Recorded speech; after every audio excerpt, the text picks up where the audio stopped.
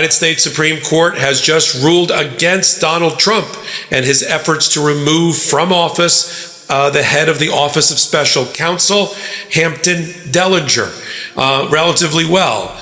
He was appointed by President Biden, to serve out a 5-year term. He just got the appointment a couple of months ago to be the head of the Office of Special Counsel. That's a special creature. It's not what it sounds like. Both opposed Justice Roberts in allowing Hampton Dellinger to remain as the head of the Office of Special Counsel for at least 5 more days until the trial judge holds her hearing.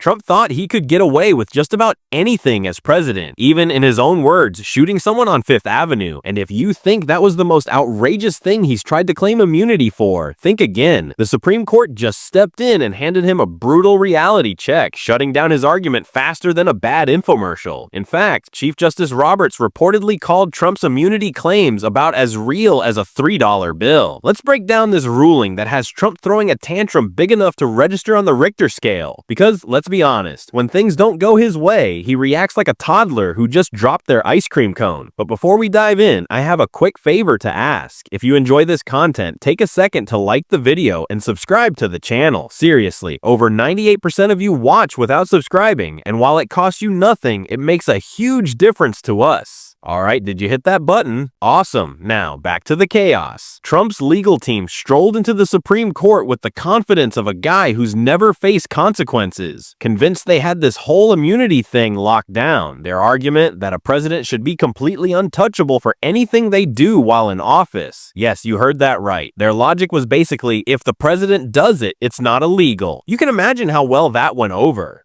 It's not an office devoted to prosecution like Jack Smith's special counsel. It's a term of art being used for an organization that's responsible for things related to the enforcement of laws related to federal workers, an important position.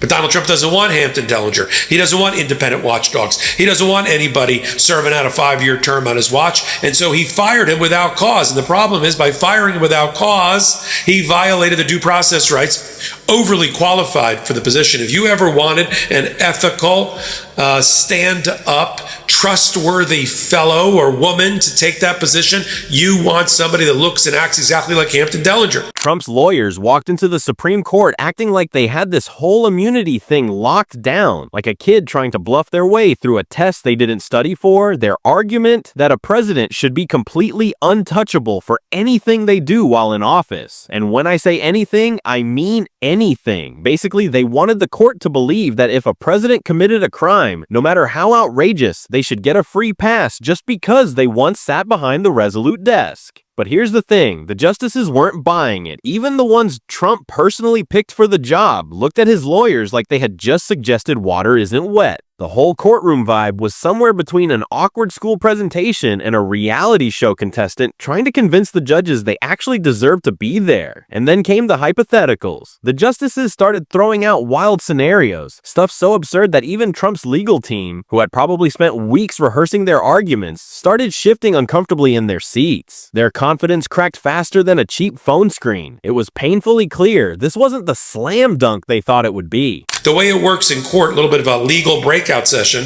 is if you have a temporary restraining order, which is only in place for a short amount of time, in this case it's only in place for about 5 days, you wait until there's a preliminary injunction of one Hampton Dellinger, who ran in on an emergency injunction and obtained a temporary restraining order from a federal court judge in the District of Columbia, at which time then the courts of appeal have jurisdiction. They generally don't have jurisdiction over temporary restraining orders. Picture the scene, the highest court in the land, draped in its usual seriousness, suddenly having to ask, hey, can a president just sick the military on their political enemies and call it a day? That's like asking if someone can walk into a bank, grab a fistful of cash, and call it a self-service transaction.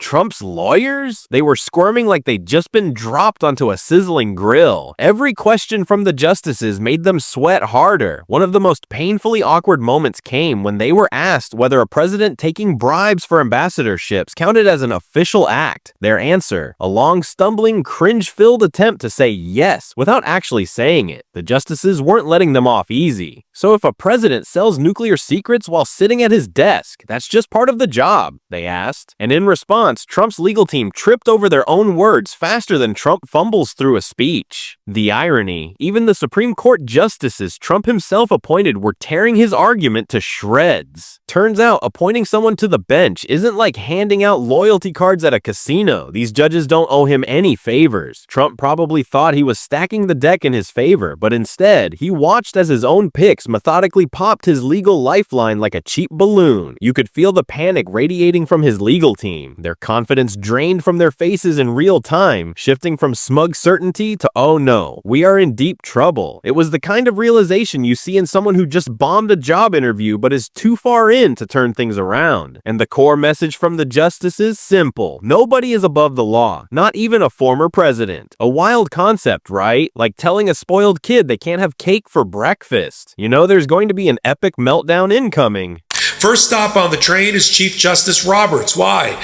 But not just because he's the chief of the Supreme Court, but because any appeal that comes out of the DC, the Trump administration, by claiming that the Supreme Court has power under what is referred to as the All Writs Act, but that's very narrow in application. It doesn't apply to the facts of this case. Appellate courts goes firstly to Chief Justice Roberts on an emergency application. He could have denied this on his own, but he decided, I guess, anything related to Trump, he's going to throw it back to the entirety of the 9 justices of the panel. Trump's lawyers were grasping at straws. But, Your Honor, what if the president really wants to break the law? Okay, they didn't say it exactly like that, but they might as well have.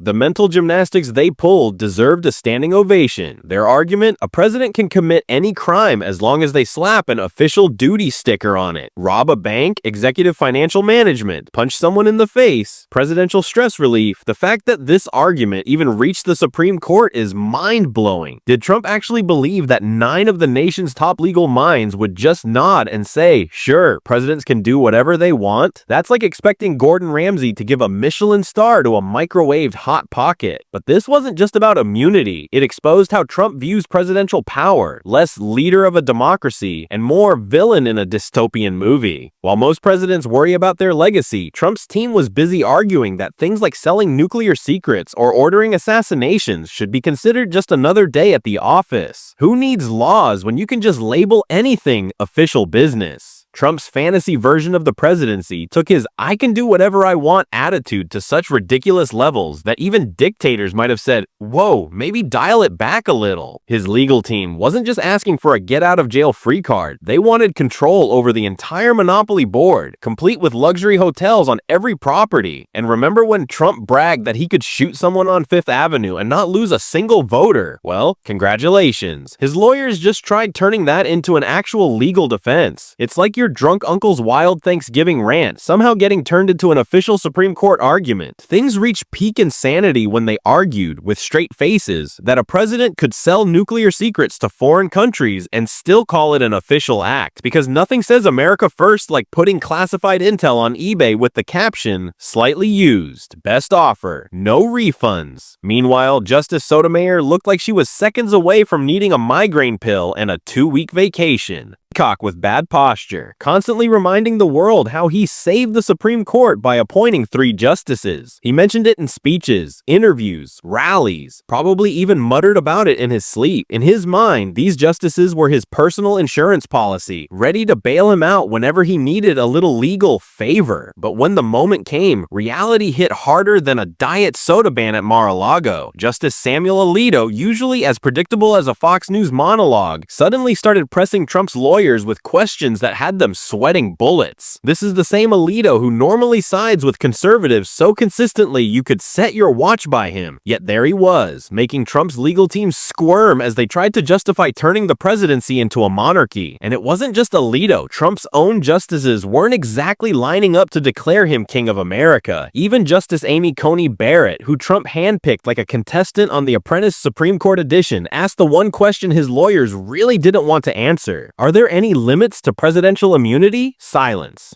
The pause was so long you could practically hear the Jeopardy theme playing in the background. The entire courtroom seemed to be thinking the same thing. How is this even a debate? By the time the arguments wrapped up, the Supreme Court had essentially been asked to choose between the actual Constitution and Trump's fantasy version, where the president has more power than Superman, but with none of the ethics. And in a shocking twist, shocking to Trump at least, even his own appointees weren't willing to hand him a golden ticket to dictatorship. Now imagine Trump watching all of this unfold from Mar-a-Lago, probably mid-Big Mac, rage texting his lawyers in all caps. The man who demands absolute loyalty from everyone around him was now realizing that even the Supreme Court justices he appointed weren't willing to set the Constitution on fire just to keep him happy.